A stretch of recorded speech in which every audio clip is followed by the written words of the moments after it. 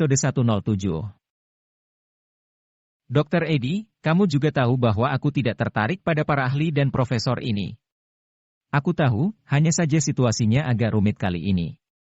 Ada orang-orang dari konsorsium besar dari luar negeri.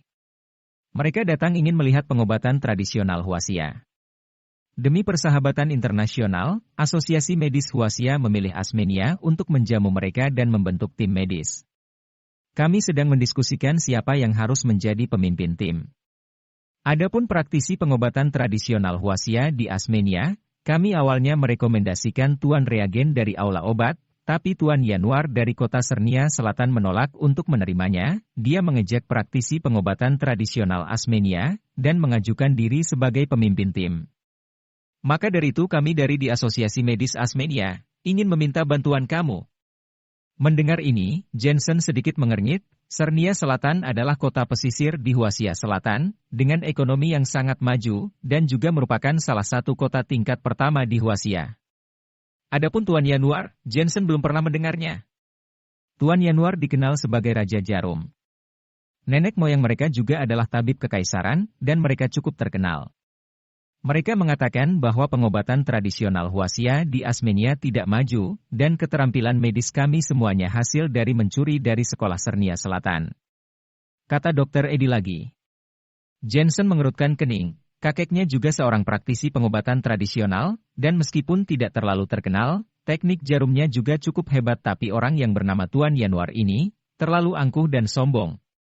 Tidak ada yang pertama dalam sastra, tidak ada yang pertama juga dalam seni bela diri, dan tidak ada yang pertama dalam praktik medis.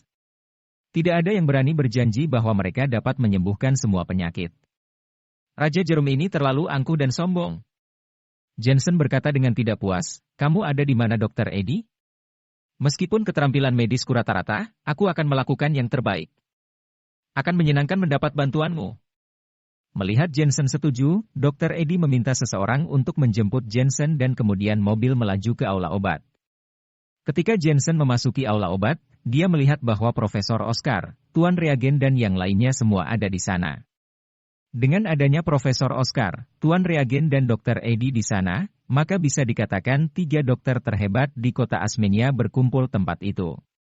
Hari ini pengunjung Aula Obat tidak terlalu ramai, karena itu mereka berkumpul di sana untuk minum teh. Setelah melihat Jensen, mereka menyambut kedatangan Jensen dengan penuh senyuman. Meskipun Jensen juga masih muda, tetapi ilmu kedokteran Jensen memang hebat, sejak awal mereka sudah mengakui kemampuan Jensen ini. Mulin, cepat tuangkan teh untuk Dr. Jensen. Reagen berteriak pada Mulin. Mulin terlihat sangat tidak senang. Meskipun waktu itu Jensen mengalahkan dirinya di bidang ilmu kedokteran, tetapi dia tidak merasa ilmu kedokteran Jensen jauh lebih hebat daripada dirinya. Kenapa masih diam, selalu bertele-tele seperti itu? Kapan kamu bisa lebih serius seperti Dr. Jensen? Melihat Mulin yang termenung, Reagen hampir menjulurkan kakinya untuk menendang Mulin. Reagen juga sadar bahwa anaknya ini tidak bisa menerima kekalahannya dari Jensen. Tidak mau mengakui kekalahan juga tidak ada gunanya, yang paling penting dari ilmu kedokteran adalah menyelamatkan nyawa manusia. Mulin hanya perlu menundukkan kepalanya dan mengakui kekalahannya, apa gunanya dia terus menyangkal seperti itu. Wajah Mulin menjadi masam. Dia hanya bisa pergi menuangkan teh untuk Jensen lalu menjulurkan kedua tangannya untuk memberikan cangkir teh itu kepada Jensen. Jensen, anakku ini memang tidak bisa menerima kekalahan. Nanti kalau ada kesempatan, kamu coba ajarkan dia. Reagen sengaja menyuruh anaknya untuk belajar ilmu kedokteran dari Jensen. Ayah. Mulin seketika menjadi panik. Menyuruh lulusan terbaik seperti dirinya ini belajar ilmu kedokteran dari Jensen?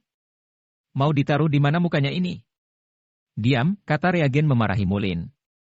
Jensen juga bisa melihat bahwa Mulin tidak mau mengaku kalah, tetapi dia juga tidak peduli. Jensen lalu berkata, pasti akan ada kesempatan. Nanti akan ada kesempatan. Bukan hanya perkataan Jensen saja yang seperti Dr. TCM kuno, tetapi nada bicaranya juga. Hal ini membuat Mulin diam, dia menggertakkan giginya karena emosinya. Dr. Jensen, sebenarnya kali ini kami mengundangmu untuk membicarakan mengenai perintah dari ibu kota. Pihak ibu kota sana juga sangat mementingkan hal ini, karena itu kami sendiri turun tangan untuk mengurus hal ini. Tetapi Raja Jarum dari kota Sernia Selatan itu memang tidak tahu etika. Dia meremehkan dokter TCM di kota Asmenia, tindakannya sangat keterlaluan. Membicarakan hal ini, Reagen tak kuasa menahan helaan napasnya lalu berkata, awalnya, jika memang masalah ini hanya menyangkut nama baik kami saja, asalkan kita punya informasi yang lengkap, aku juga malas meladeni orang itu, tetapi dia malah meremehkan seluruh kota Asmenia. Tamu dari luar negeri itu bukannya mengidap suatu penyakit, tanya Jensen. Katanya memang seperti itu, tapi tidak ada yang mengatakan penyakitnya apa. Sepertinya dokter dari berbagai penjuru dunia juga sudah memeriksanya namun sampai sekarang masih belum ketahuan penyakitnya apa, kata dokter Edi sambil menganggukkan kepalanya. Orang itu juga cukup menarik dan aneh, dia tidak mempercayai pengobatan barat yang memiliki teknologi muktahir tapi malah mempercayai pengobatan tradisional. Jensen tersenyum lalu berkata, kalau memang begitu, coba kita periksa dia. Lokasinya ada di Universitas Asmenia. Sekarang ini seluruh profesor dari beberapa kota tetangga sedang bergegas menuju ke lokasi. Ayo kita juga berangkat. Setelah sampai di Universitas Asmenia, mereka melihat ada spanduk merah besar yang tergantung di pintu gerbang. Di atas spanduk itu tertulis, "Selamat datang para profesor pengobatan tradisional Huasia."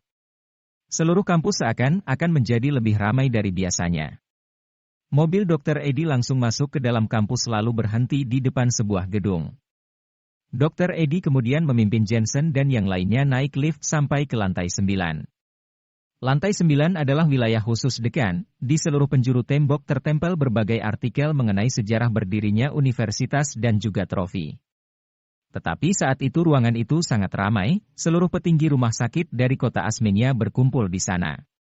Selain itu juga ada banyak dokter terkenal seperti dokter ortopedi, dokter otak dan lain-lain. Mereka sedang berbincang dengan antusias. Meskipun mereka tidak tahu tamu dari luar negeri itu datang untuk apa, tapi hal ini tidak menghalangi rasa semangat di dalam hati mereka. Bagaimanapun juga, pertemuan kali ini diselenggarakan oleh pihak ibu kota. Pertemuan ini juga merupakan ajang untuk menaikkan pamor mereka. Mendengar pembicaraan mereka, Jensen jadi teringat akan kasus malpraktik waktu itu. Sekarang ada sebuah masalah besar yang sedang populer di kalangan dokter. Mereka lebih memedulikan pamor dibandingkan ilmu kedokteran.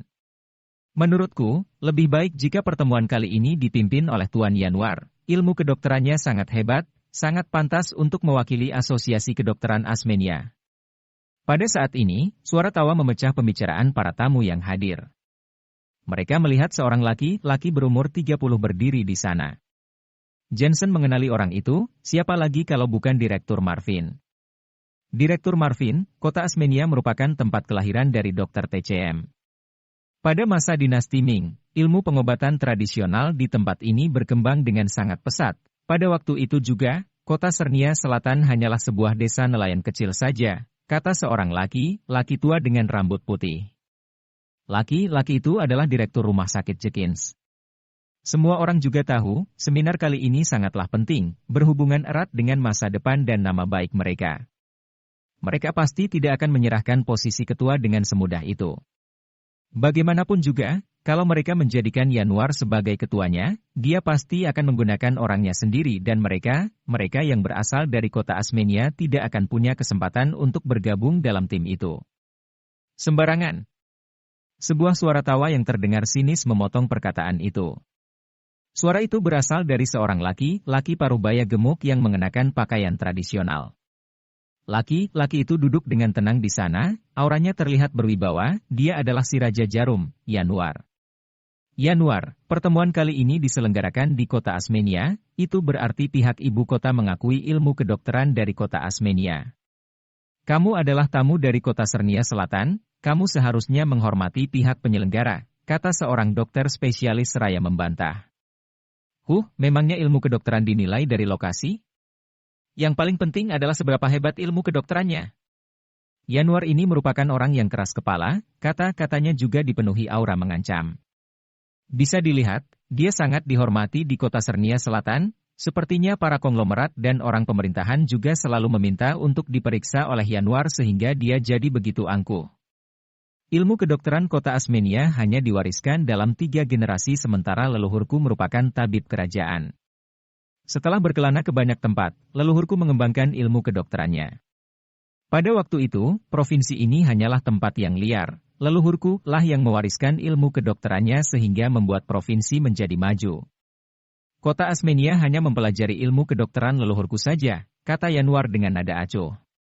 Mendengar perkataan ini, seluruh tamu yang hadir menjadi tidak senang, terlebih lagi para dokter TCM yang hadir. Wajah mereka terlihat sangat masam.